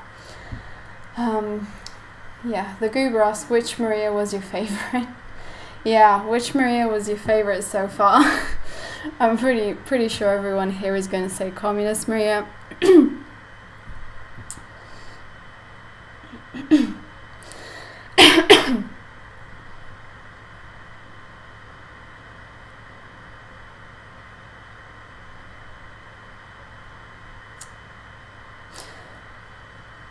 Apparently no one has a favorite Maria, unfortunately. I guess I'll do a poll when we have completed the collection of Marias, because we're still missing apolitical guerrilla Maria. So yeah, I've already like said like thank you for being here and stay tuned for part 2. I've already said that like a million times. So yeah, good night everyone, bye bye.